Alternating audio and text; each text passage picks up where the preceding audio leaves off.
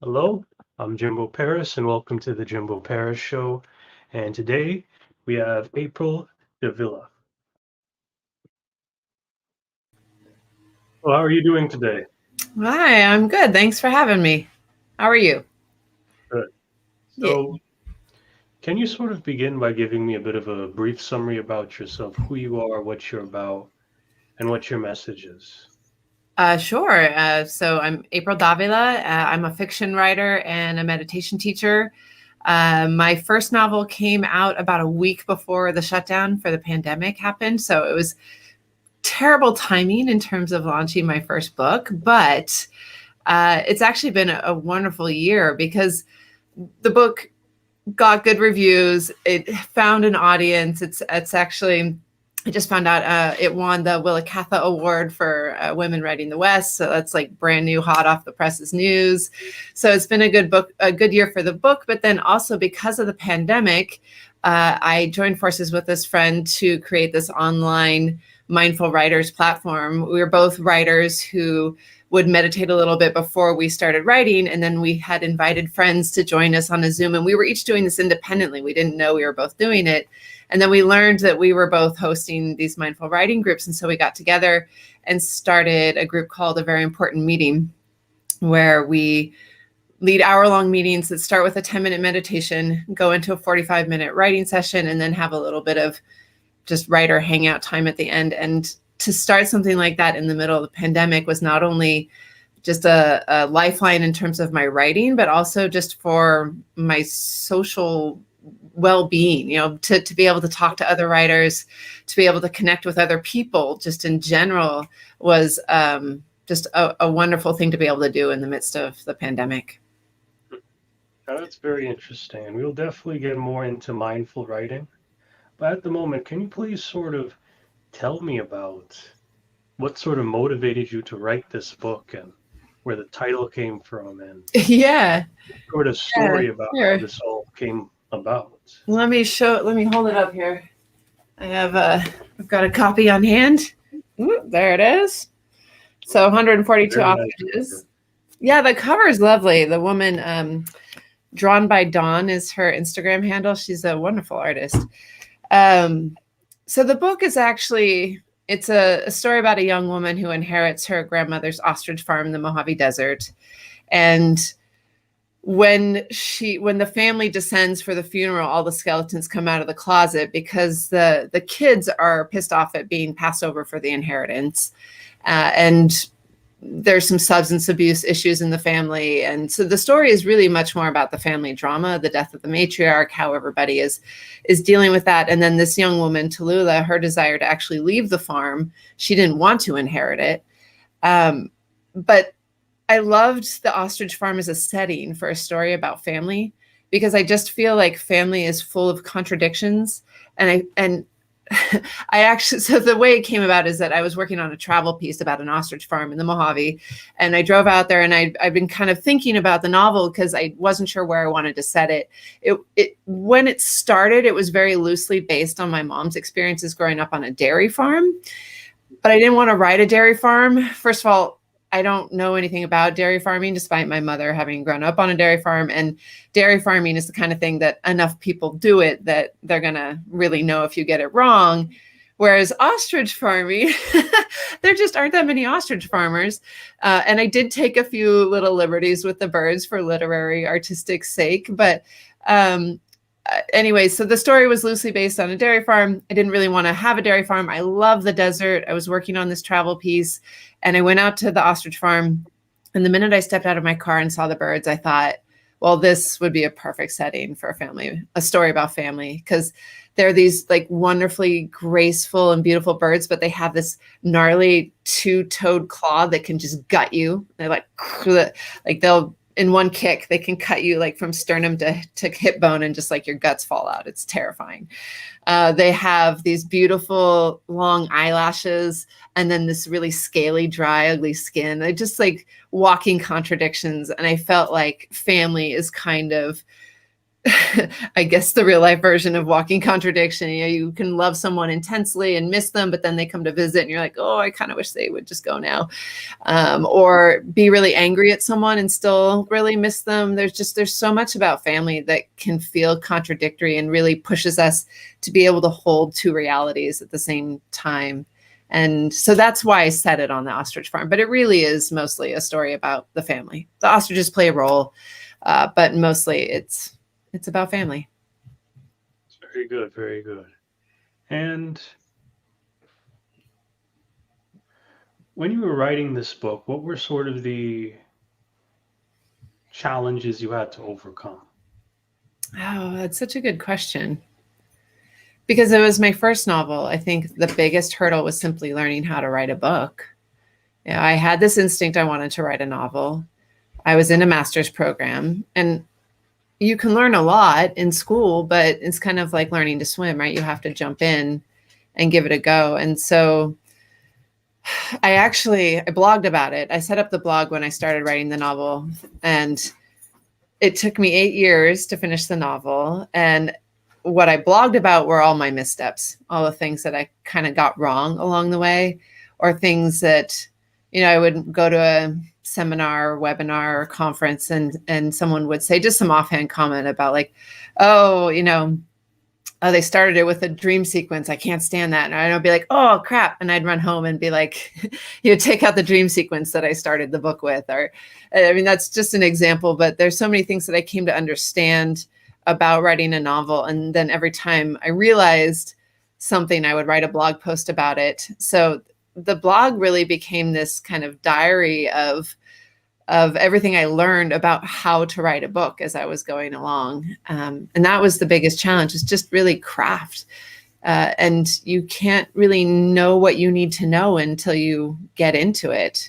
And so I've really made a practice of continuing to read books on writing, go to conferences, listen. I love going to author readings. I mean, of course, they're all online now. I used to love going in person because you'll always learn a little something, where someone will mention a misstep that they took along the way. And you're like, oh, yeah.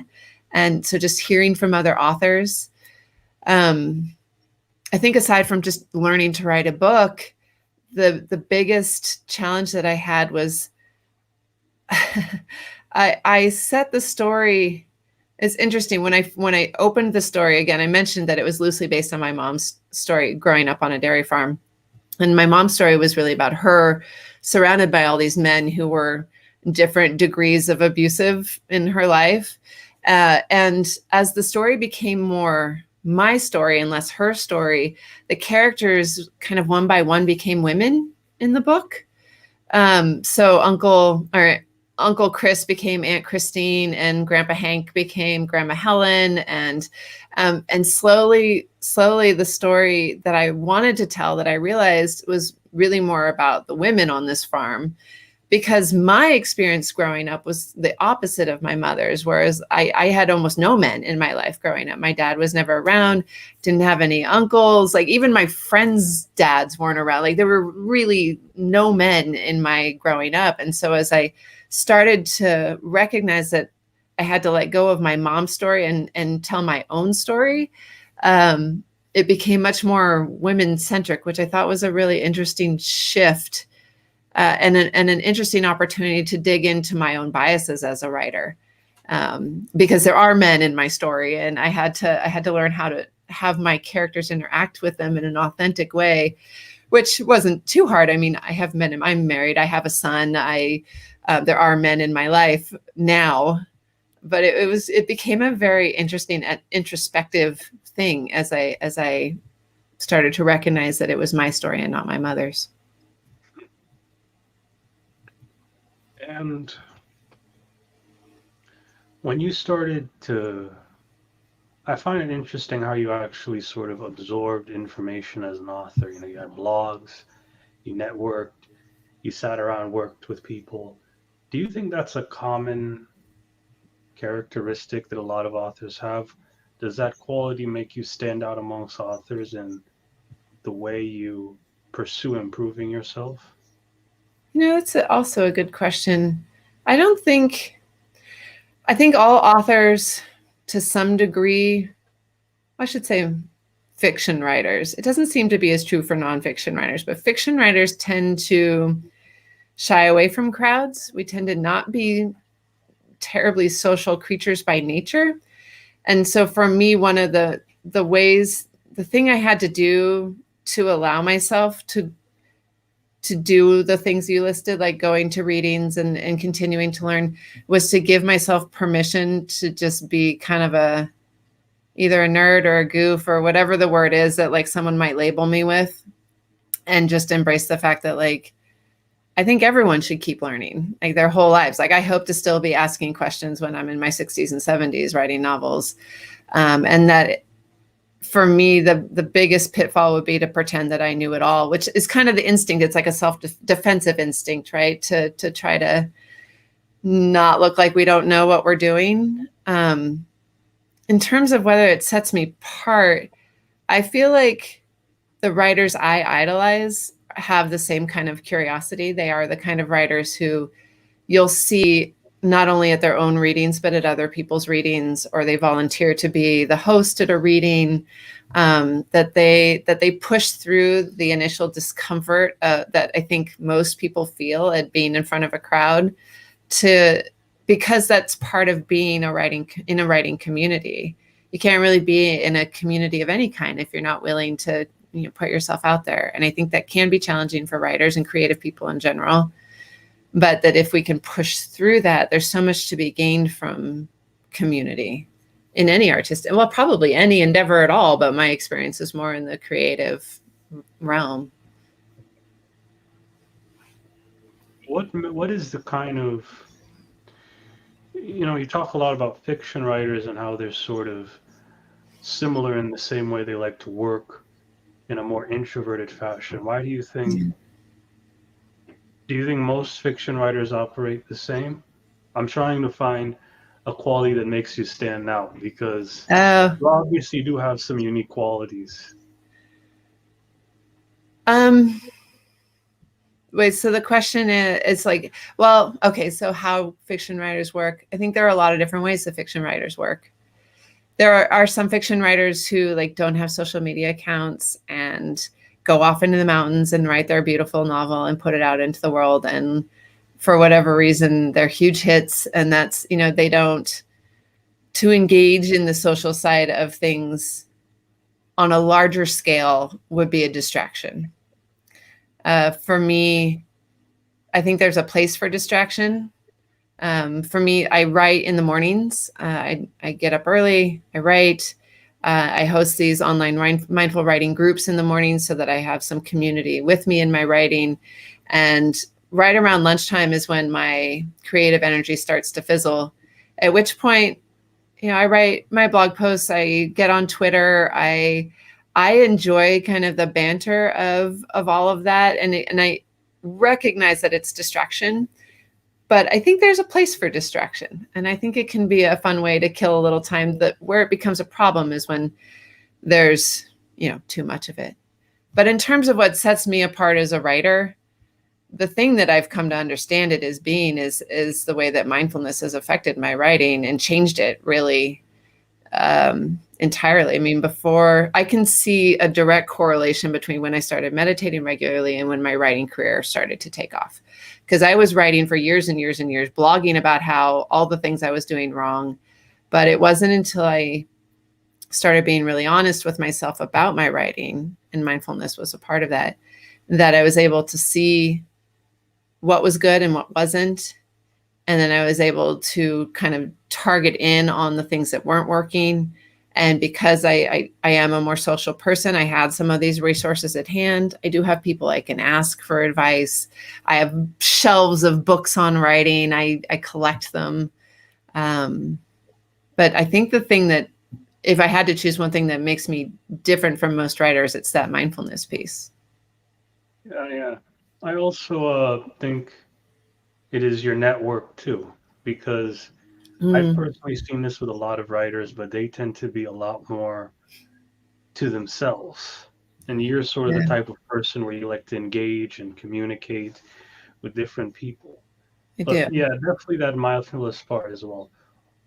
Why do you think mindfulness helped you, and what do you sort of do in a sense for that? Yeah, it's a good question because it sounds very vague when I say it, but when I noticed the correlation, I actually took some time to think about it and journal about it because that's how I think. And I found some very concrete, very teachable things that mindfulness helped me do. The first and I think most important is that it helped me to quiet my inner critic. So many times when writers sit down to write, and myself included, you write a sentence and delete it, and write a sentence and you delete it.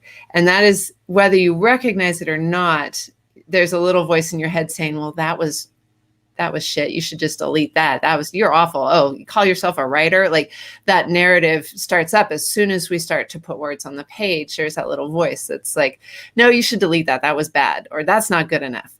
And if you can't recognize that, it'll control you, and you'll never get past the first sentence because you'll keep deleting and rewriting, deleting and rewriting. And so for me, one of the biggest changes was being able to recognize that voice. And again, mindfulness simply being aware of where your mind is going. No religious connotations, no anything like that, but simply awareness of your mind. And so when that little voice kicks in, just saying like, okay, thanks for your opinion. You can go sit down now, and I'm just going to keep writing. And that allowed me to get words on the page. And then I'm a big believer in crappy first drafts. I mean, I don't know how anyone writes anything beautifully the first time. Some writers claim to do it. I think they're bullshitting. I really don't think anyone can actually get it right on the first pass. You have to get it on the page. And then when you're done with that draft, then you have to re-engage that critic, and you have to take everything that you've learned about craft and let that critic just go wild. Like, when I finish a draft, I put it in a drawer and I step away from it for a while. And then when I come back, I will actively engage my inner critic by pretending that the draft was given to me by like somebody I don't like very much, and that they're kind of wasting my time with this and it better be good. And I just pretend, like, I read my own manuscript with that mentality of like, better be good. Please don't waste my time. And as I read it, and with that like super critical brain engaged, then I see all kinds of stuff I missed on the first pass. And so I make notes on the paper and I go through the whole thing, and then I make all those edits. I stick it in the drawer and I go away for a month, and I come back and I do it again. But I think if you can't quiet that inner critic enough to get that first draft on the page, you're never going to get anywhere. You can't. How can you? You have to have words on the page. If you can edit a pile of poo into like a beautiful manuscript, but you can't edit a blank page. And that's actually the best writing advice I ever got, was you can't edit a blank page. Just get it on the page and then go back and make it good. So that switch was one of the things that mindfulness allowed me to do. It also, there's a meditation practice called mindfulness of emotion that helped me to explore. You basically, you use it to evoke an emotion. So if I'm writing a scene where someone is angry, remembering, like, just getting quiet for a moment, remembering a time when I was really pissed off, and feeling into like, well, what does it really feel like? Like, what is the experience of being pissed off in the moment? Because if I just write, oh, she was mad, it's a very boring sentence. You want to be able to explain, like, her pulse is kicked up and sweating and she not sure what she should say. And you have to get into all the details of the experience that character is having in that moment. And I mean, there's so many. I'm just putting together, there's an online course I'm putting together right now. I'm calling it the 6-week Mindful Writer Challenge, where each week is actually one of these specific lessons that integrates mindfulness and writing to pretty extensive degree, exploring the topics. And so there's a lot there. I can talk more about it if you want me to. I don't know how deep you want to go. Please. And if you have a website, we could share it right now. Yeah. So it's just my name, aprildavila.com. And actually, there's a tab at the top for mindful writing. I don't have the class listed there yet because it's not actually up, but it will be soon. So if folks are interested, they can shoot me an email through my contact form or whatever, get on the list for when it's available. So let's say we talked about the inner critic, when to engage it, when to tell it to sit down, the mindfulness of emotion thing to build the characters. There's a walking meditation where, again, just trying to be aware of the present moment, what is actually in front of you, and walking through a space and what do you really see. So to go to a space that, say I'm writing a scene in a mall, to actually go to the mall, not as a shopper. I don't know about you, I hate malls. So when I'm there, I'm like laser focused, like get there, get out, like not dawdling in the mall. But if I need to write a scene in the mall, I can go and just walk slowly and notice, what do you hear? What do you smell? What do you, not just what you see, but all of your senses engaged in that process. And it allows you to write a scene that is much more full in its descriptions of its setting. And then once you've written that scene, and this is part of the bringing the critic back in, but let's say I'm writing a kitchen, right? And I say the daughter walked into the kitchen. You know, what I picture as kitchen, what's coming up in my mind is almost guaranteed different than what's in your mind right now when I say kitchen.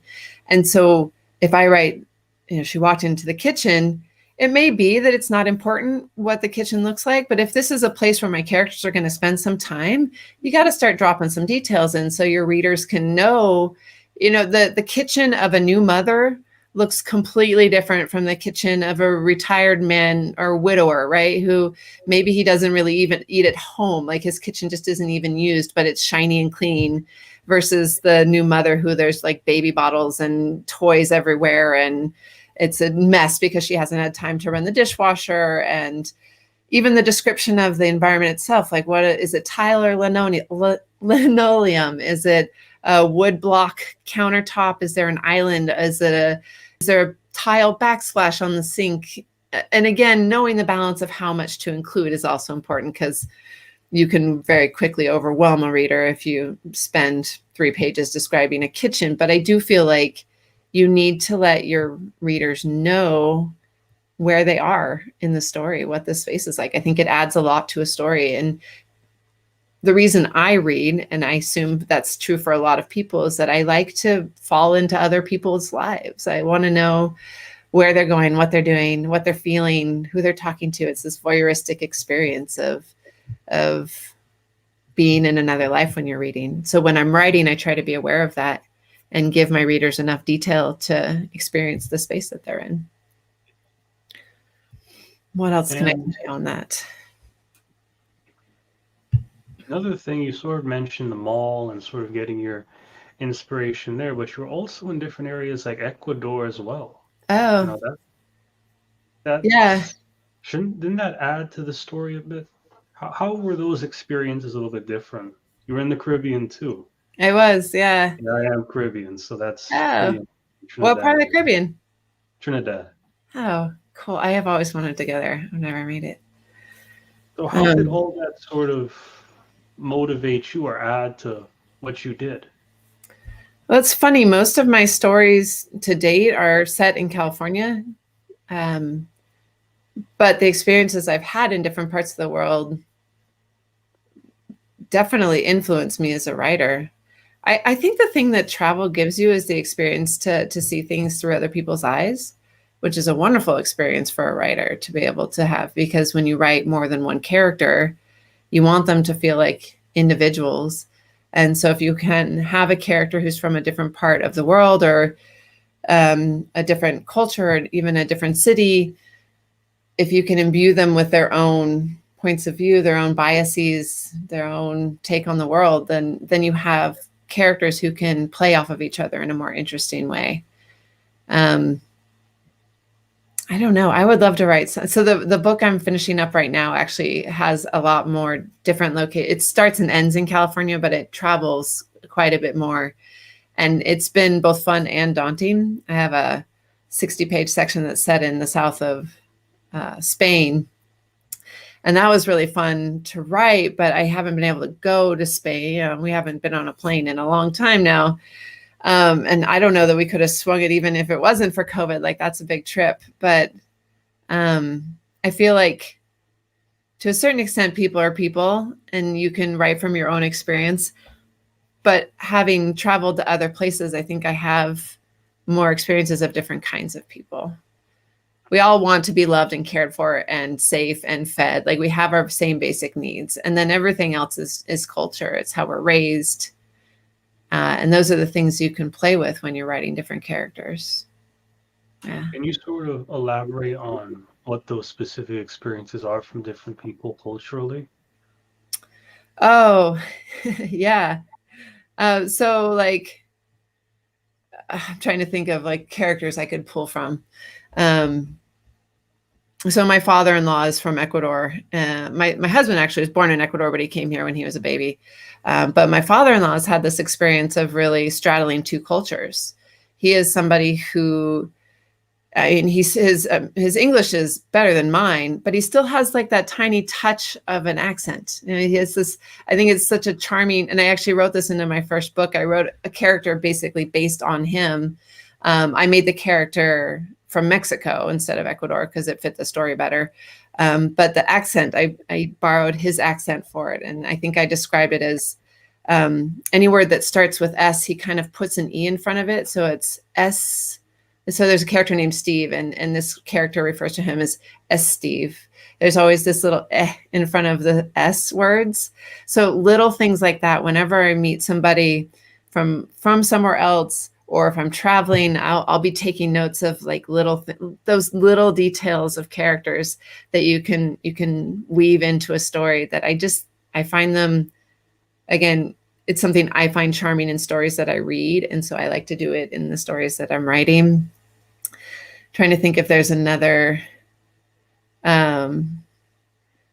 just little details for characters. So I have a character in the first book who, he eats cereal out of the box by the handful. And my husband does that. And I actually think it's quite charming that like, he never pours it in a bowl, like just put it in a bowl. He doesn't do that. He just like eats it right out of the box. So I like gave that to one of my characters. Or you can have them give each other nicknames that only they call them that. Like nobody calls me Ape. Nobody, except for one friend I made in grad school. From the day we met, he called me Ape, and I couldn't break him of it. So now, like, I've given up. He calls me Ape, and he's the only person who gets away with it. So, like, if I was writing a character named April and a character named Eric, I would give Eric he gets to be the only person who gets away with calling me Ape, versus everyone else. I won't answer. My name is April. So details. I think good writing is in the details. Did you get any characters from the Caribbean yet, or you're still working on that? No, I have not. You know, I had a story idea that I thought was going to take off, and then it just fizzled. I was going to set it in the DR, but it fell apart on me. And recently I've been thinking about writing something in the South Pacific because I lived with my dad on an army base on this tiny island it's called Kwajalein. And it's actually part of a military base. And it's where the US, I don't know if they still do it, but they used to shoot missiles into the center of this giant atoll for missile testing. And they were unarmed, of course, but this was like part of my childhood summers, is that like dad would wake us up in the middle of the night to ride our bikes out to the lagoon to watch these like streaks of light through the air as the missiles touched down in the middle of the lagoon. Just like, I didn't realize that was a weird thing until I became an adult. And I was like, well, that's kind of unusual. Maybe I need to put a story there somehow. But I have a terrible memory for details. So I'm very reluctant to write memoir. All these things that I would they have to go into fiction somehow, because I'm totally daunted by memoir. I just do not have a great memory. So let's sort of get into university history as well. So speaking of lagoons and oceans, were you trying to study marine biology a while back? I got my undergraduate degree at Scripps College studying marine ecology. I loved it, but the thing I realized that I loved most about it was field work. I loved being out in the water. And there's a weird thing about science where, I mean, you have your grad students, your undergraduate students who are out in the water, and they do go out with the researchers. But then there's like, if you want to carry on with it, there's like a 7-year period where you have to you have to get your master's and then your PhD. And then if you're lucky, you might get to go out into the field once in a while to do some research. And after I graduated, I took a few research jobs, and the pay was really bad because it's for college students. And one of the reasons, I mean, I love science. I'll always love science. I'm a big science nerd, but one of the reasons I chose science is because my mom was an artist, and growing up, we struggled a bit. And I thought, like, I'm going to choose science and that'll be like a good, reliable career. And so when I found myself with a science degree struggling to pay the bills, I was like, well, damn, I might as well write. Do the thing I love to do if I'm not getting paid anyway. Which is an oversimplification, but that was kind of where I found myself in 2001-ish. And then that's when I met my husband. He was a filmmaker and he was doing creative work professionally. And so I joined forces with him for a while. We made a film together called Harrison Montgomery. And then we reached a point where we realized that we were good partners, and that we could either be like a good married couple or good business partners, but probably not both happily. And so we kind of severed the business part of our partnership and decided we wanted to get married and have that kind of partnership, which was the right choice. I'm glad we made that choice. But so he still works in film, and I decided to do more writing. I went back, we ended up moving, that we were in San Francisco when we met. We ended up moving back down to Los Angeles for his work. I went to USC for a master's in creative writing, and we've been here ever since. Yeah. And when you started doing this more and more, let's sort of get more into the business side of things. And when I meant share your screen, you could actually share it on here. So we could figure that out after. We have like a little screen with a plus sign. You could share the website there. But oh, great. Okay. When we look at this, are you self-published or do you work with a publisher? I do work with a publisher. So my first book was published by Kensington Books. There's not a ton of money in fiction. I mean, that's what I should qualify that. Literary fiction, which is what I like to write, is rarely the kind of money-making gig that allows you to not do anything else. There are genres of fiction. Like if you're a romance writer and you love writing romance and you can turn out 2 books a year, like you can actually make a pretty good living as a romance writer, because romance readers are voracious. They like tear through books and need more. So there's actually a fair amount of money in some branches of publishing. So romance, murder mystery, nonfiction books tend to, those can be the kind of books that you make a living off of. But literary fiction is definitely a niche. Most people read 1, maybe 2 literary fiction books a year. It's more of a passion than a sole source of income. And so I do other things. I do freelance writing. I do coaching. The very important meeting that we're doing is, again, none of these are huge money makers in and of themselves, but you kind of compile it all together, and it's enough. It's enough. And I'm lucky to have a very supportive partner who has a regular income. Well, actually, we both have irregular incomes because we're both artistic types, but his tends to be a little more reliable than mine. And you're also on Writer's Digest as well. Can you sort of talk about how that all came about? So in 2017, Writer's Digest listed my website as one of the best websites for writers. They have every summer they do 101 best websites for writers, and they listed my website, which was an honor because I have been reading that magazine since I first got the inkling that I wanted to write. And part of the way that they bring people into the community is that if you are listed on their list of websites, they invite you to teach at one of their conferences. So they have a New York conference, they have an LA conference. And so they invited me to teach a session at the novel writing conference. So I did that I guess that was also 2017. And then I kind of lost track of them for a little bit, and I've reconnected with them. I'm actually going to be teaching a session at their conference this October, assuming everything's in person. If not, it'll be online. But I am slated to do a session there about Scrivener, which Scrivener is one of those things that it's a writing software. I love it. I do all of my writing in Scrivener. And again, part of my documenting my own learning process, every time I figured out some new thing that Scrivener did, I would write a blog post about it. So I have a whole collection of those blog posts on my website as well. And I've kind of gained a reputation for, rightfully, for being a Scrivener nerd. So I'm going to do a session at the Writer's Digest conference about Scrivener, how to get started with it, how to use all the tips and tricks. And it's kind of a fun little side thing that I do. I was an affiliate for a little while. I was like a brand ambassador, but that was fairly short-lived because I just don't go to enough events for that to really be a worthwhile business arrangement. So mostly I just sing their praises because I love them. Very good. And I'm asking you, could you please bring up your website? I definitely want to see it. Yeah. So I hit share. Let me bring it up on. Sure, I'll bring it up because if it's on Writer's Digest, it's probably something we should show, right? I like it. I work really hard on keeping this really useful for other people. Here, I've got it here. Screen share.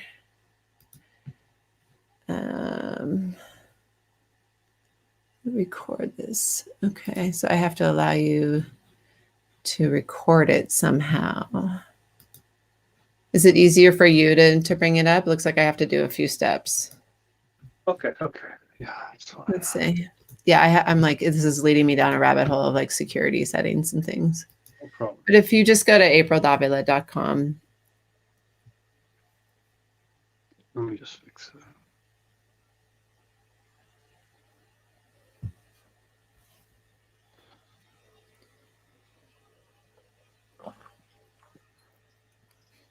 Yeah, okay, I see it here. Okay, so right now I'm going to be bringing up screen.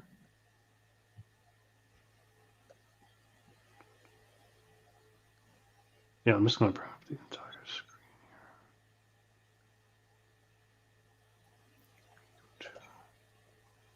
here. Okay, yeah, that looks good.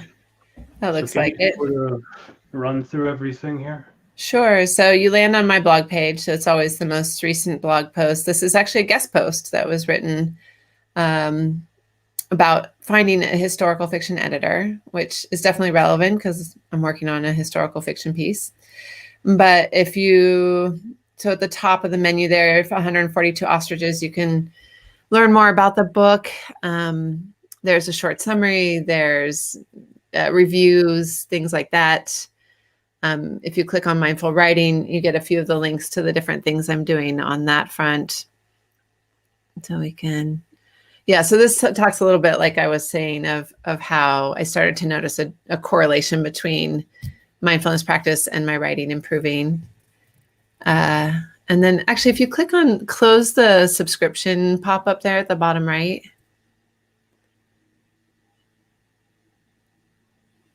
And if you scroll down a little bit there, I got my little ostriches everywhere. They're fun. So a little bit more, you've got the things I write about or things I blog about. Oh no, second pop-up. My web guy's been doing some work on the back end. So that's probably a result of that. So the California, if you don't have to click on all these, but I'll kind of run through what they are just so people know what they can find on the site. If you click on California, you get a list of, it's basically, as I've researched projects for my different stories, I come across all these cool trivia facts that really don't make it into fiction, but I wanted to share them with everyone. So I did a whole series of blog posts about like fun California trivia. For a while, I did a whole series on grammar, kind of because I just got, I got a lot of requests from people about basic writing classes. And at the time I was teaching a writing class to an engineering company. They were having some challenges. They had so many super smart people on their team. Some of them, like English wasn't even their first language, and they were having trouble getting their bids accepted by cities because the bids that they were putting together, they weren't very compelling. And so I was teaching a really basic level how to write super clear. You don't have to get fancy to get your idea across. You just have to be clear. So I ended up taking a lot of that content and writing a series on like basic grammar, how to write clearly and concisely. Miscellaneous is just random stuff. Scrivener, I mentioned. I have, I think, 42 different posts on Scrivener at this point of different things I've learned about the writing software. And then writing is it's most of my posts are about writing, things I've learned about writing, projects I'm working on, all of that. Yeah. So that's mostly what you find on the website. All right. Sort of when we get back to this,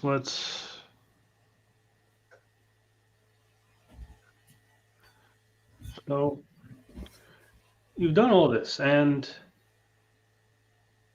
why do you value, what do you think is the main thing that draws in your audience? I could see from it, your website definitely has a lot of user appeal. Are you mainly more of an inbound marketer? You sort of depend a lot on people coming to the content you're trying to attract people, or are you more of aggressive? Because I could tell from a lot of the blogs, you're more of a person that likes to draw people in. Yeah, I decided about 9 years ago that I wanted the blog to be useful. So I started off with that idea of writing about my writing and the challenges that I was facing. But when I first started, it was really more of a diary, and almost kind of whiny of like, this isn't working. And I decided within a year of starting to make the shift to try to be as useful as I could be. So I would have some kind of challenge I was facing when I was writing, but instead of just writing about how writing is hard, I would say, okay, I'm struggling with this. And I would go find an answer to it and then write about the answer that I found. Now, sometimes I went deeper than others, or sometimes I even, I got it wrong, but I always tried to be useful with the blog. And that has been kind of the underlying theme of what I have put up on my website. And then in terms of marketing, there's been an interesting shift in the last, I would say, 2 years. For a while, so after I got my degree in writing, I worked for a marketing company. It was marketing PR, but they worked with local governments. So I did a lot of social media work. I did a lot of writing newsletters, writing updates from the city manager, that kind of thing. So that was kind of my area of expertise. It was what I was comfortable with. And so when I got to it was about 6-7 years into writing the blog, I definitely got more aggressive because that was just what I was doing all day at work. So when I turned to my own material, I kind of brought that same mentality. I built up a newsletter. I got really aggressive about social media. I got the schedulers, so you can schedule tweets to go out at different times. And I would just link back to blog post content. I was on Facebook all the time. And then I actually ended up getting really frustrated with Facebook because I had to pay to boost my content. And then like nobody would even see it. I don't know. I'm actually not on Facebook anymore because I just hit a point where I was like, I can't handle Facebook anymore. So I decided just to focus on Twitter. And then I do have an Instagram account, but that tends to be much more personal. I mean, I'm still friends with whoever wants to be friends on it, but I tend to post less about my blog posts or whatever. That tends to be like pictures of me at the soccer field with the kids, that kind of thing. So Instagram is the more personal side. Twitter is definitely more focused on being useful and bringing people to the blog for the content that I have there. And I went really gung-ho, especially on Twitter, for a couple of years. And it really hit a climax when my book came out. I scheduled all these tweets about like, oh, you got to get the book and promotion. And I mean, it was great. It was good to have that ability to do it.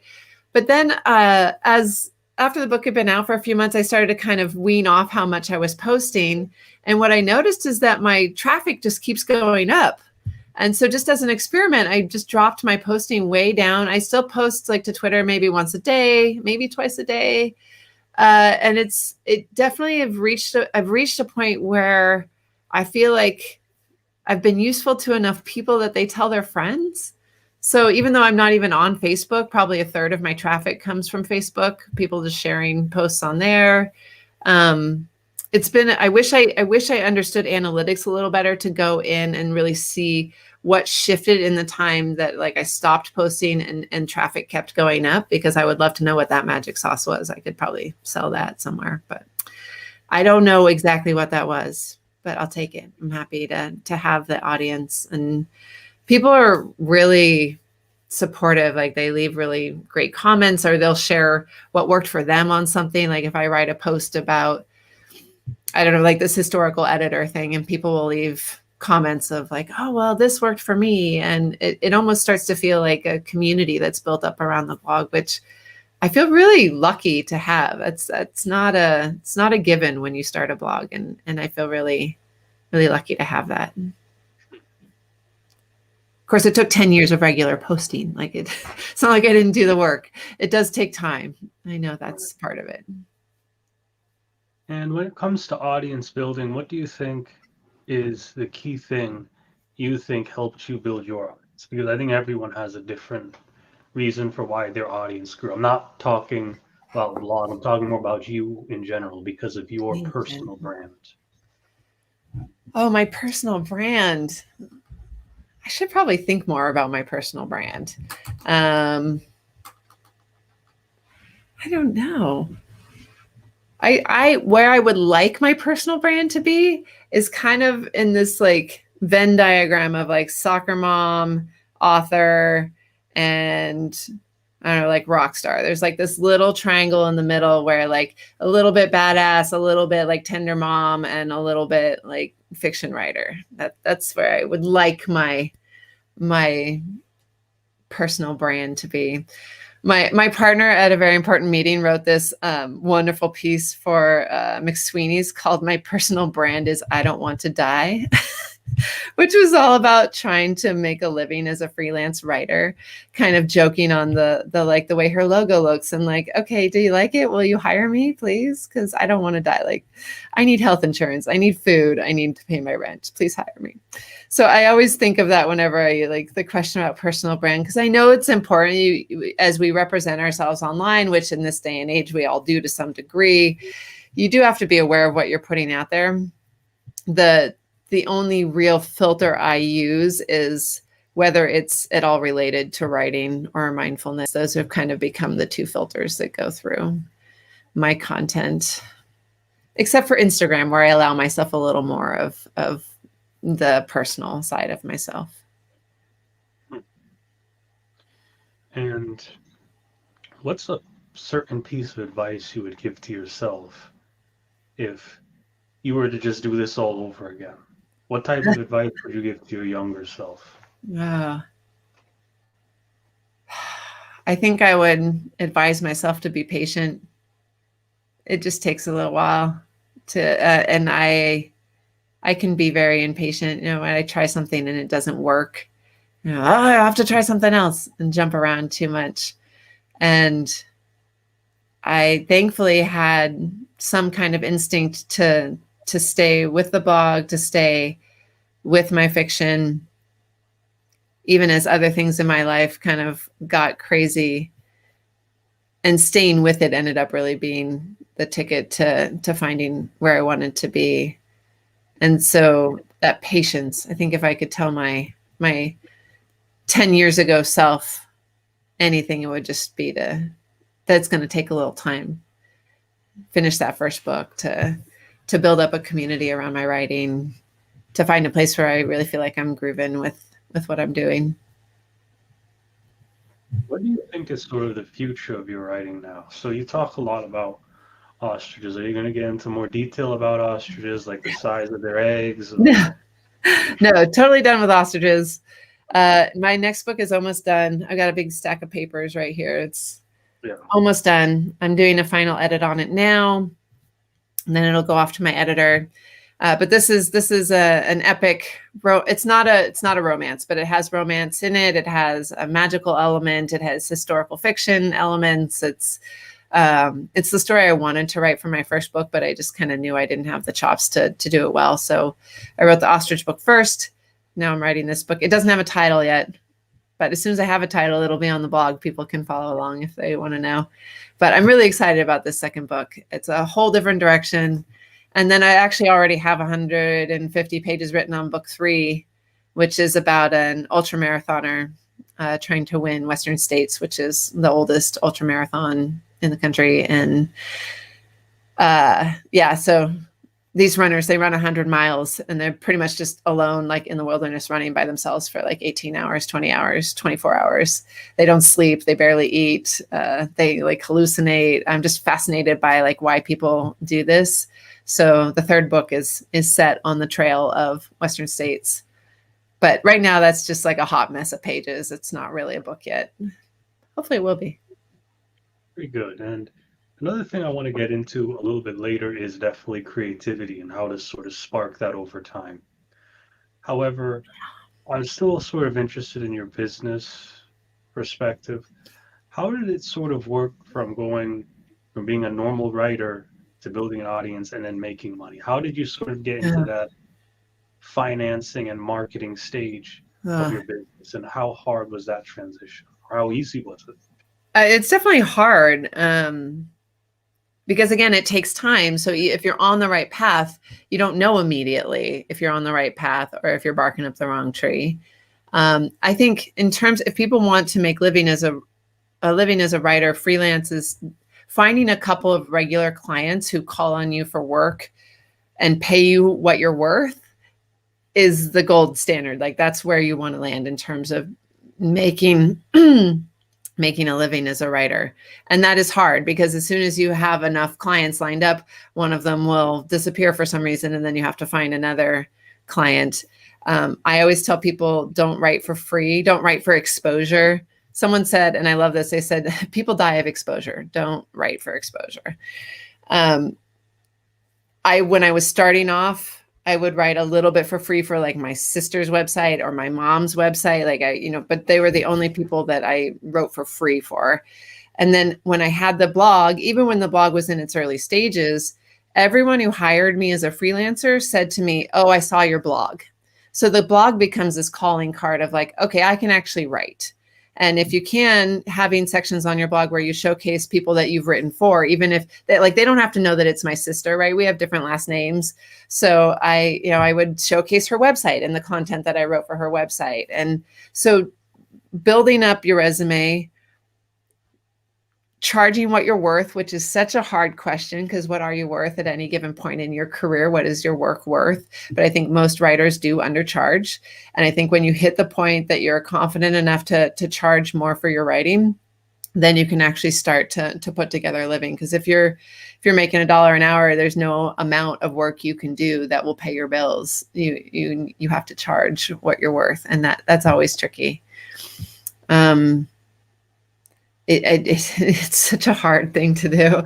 The majority of my income is freelance work. I actually just did a pie chart the other day because I was curious. I listed my income for the first 6 months of this year.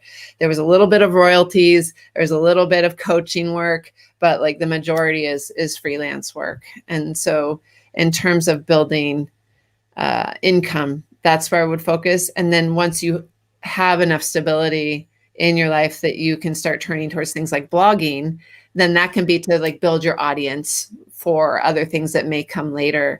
But that's slow. That's a long process. You have to build trust with people. Like one of my most recent coaching clients, he said to me, I've been reading your blog for 6 years. And he really was like, he quoted me things I'd written years and years ago. And he's like, you've never tried to sell me anything. And so when I saw that you were taking coaching clients, I was like, oh, I trust her. I want her to be my coach. That's a relationship that's been building for 6 years. He's been reading my blog, and it just takes time. Did that answer the question? I'm not even sure. I maybe got distracted there. Yeah, the general theme is usually it just takes time. Yeah. Consistency, hard work, and experience. Those are the main things. Now, you sort of talk a lot about being creative and using your creative mind. How do you actually tap into creative? Because I'm a creative person myself. Yeah. How does it work for you? Oh. Are you a daydreamer? I'm a note taker.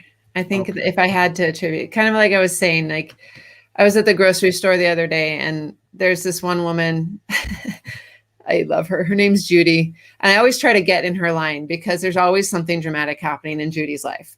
And she's going to tell you about it while she's ringing up your groceries. And I have more than once like run home from the grocery store and like written down something that Judy said because man, that woman's life is like a whirlwind. And I don't know, there's definitely snippets of her life I will put in a novel someday.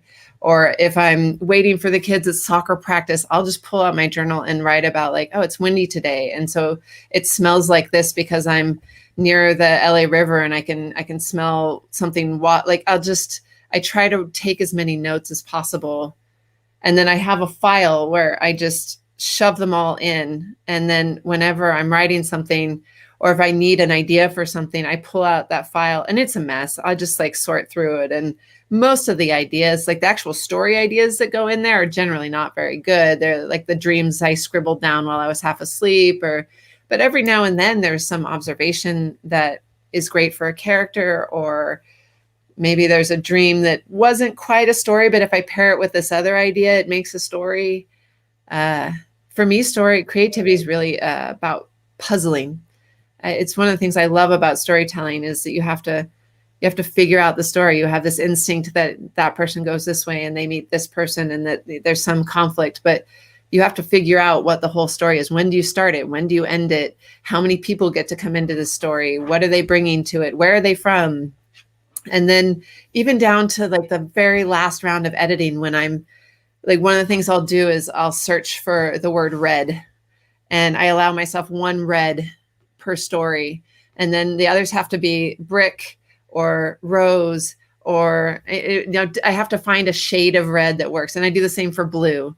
And I love the puzzle of figuring out like, okay, I get one blue but this is really more turquoise. Like when I pictured this in my head, it was more turquoise. And this one was more sky blue. And this one was like midnight blue, but getting more specific with my writing.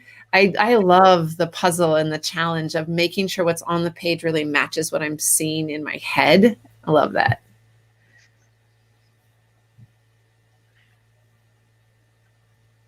And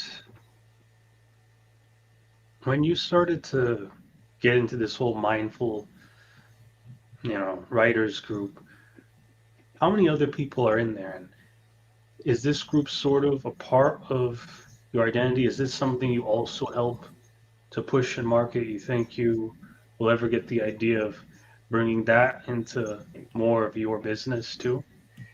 It definitely is more and more all the time, just because I'm interested in talking about it and sharing it with people. It's a free group. If folks are interested in writing, they should give it a shot. We're at averyimportantmeeting.com.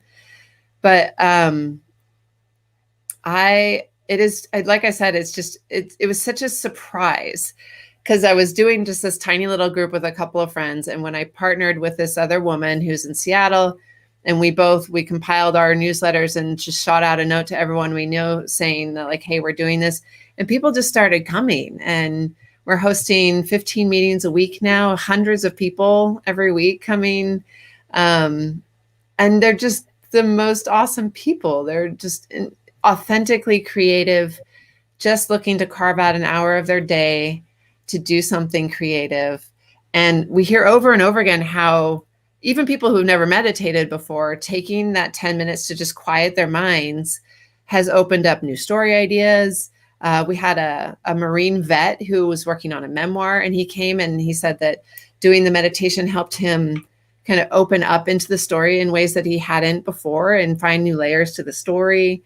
It's just been a wonderful experience. And I would highly encourage anyone who has any inclination to write to come join us. It is free. We ask for a $5 donation if people can swing it, but I mean, it's for writers. We know writers don't always have money to spare. So we keep it's a PayPal thing. You can shoot at $5 if you want to. We keep the attendance list like totally separate. It's a no pressure thing, but it's a wonderful community. So all are welcome if anyone is interested. It's averyimportantmeeting.com. And throughout all this, do you think a lot of authors have learned a lot through you? Do you think you're more of an author that focuses more on books, or are you more of a sort of a coach for authors as well? How has that changing now? Because I'm assuming now that you have so much experience, there's a lot of authors out there that learn from you now. So you have more of a different role in the community too. I do feel myself more in the middle of the community. For a long time, I felt like I was looking up at everyone in my community, all these writers who had like they'd finished their books or they were out being writers in the world. And now I still have all those people I look up to. But now I also have some people I'm working with who are, they're still trying to finish their first book. And I don't think finishing your book makes you any more of a writer. If you write, you're a writer. I truly believe that. And I also am a big fan of this idea that if you're part of a creative community, one person's success is everybody's success. Because if my friend in my writing group finds an agent and a publisher and her book does really well, that's great for me, just for being like in her writing community, not only because she can share her experiences with me, but, to pull an example like that, the woman I was thinking of, she ended up blurbing my book. Like her quote is on the front page here of what she thought of my book. And so you get to a point where you're supporting each other in so many ways. So even though I do feel myself more in the middle of that gradation of I guess writerly career, I really don't think of anyone who hasn't published their book as like less of a writer. It's just maybe they're still learning, if they're still figuring some stuff out. And eventually they will, and then I'll be asking them for blurbs, just like they're asking me. It just becomes, you all help each other out. And I love that about creative communities and the way that people support each other. And are there any final words or things you would like to say to the audience? I think everyone has some creative thing they want to do. And the definition of a creative thing is so broad, but I feel like a lot of times as grownups, we have shut that part away. At some point in our childhood or adolescence, there was no time for it, or somebody told us that it wasn't important, or whatever, fill in the blank. For whatever reason, we've stopped engaging in it. And I just feel like life is so much richer if you can even just touch into something that makes you happy on a creative level, even if it's just writing in a journal or doodling a picture, or I don't know, building a sandcastle. Like, it doesn't matter, but giving yourself permission to be creative without any judgment or expectation, it just makes life richer. And I would wish that for anybody who is feeling stuck or, midlife crisis-y about like, what am I doing? What's the point of all this? Like, find some creative, fun thing to do and just dive in. I think it makes all the difference in a life. All right. Well, thank you again, April. It's a privilege having you on the show. Thanks for having me. It's a treat.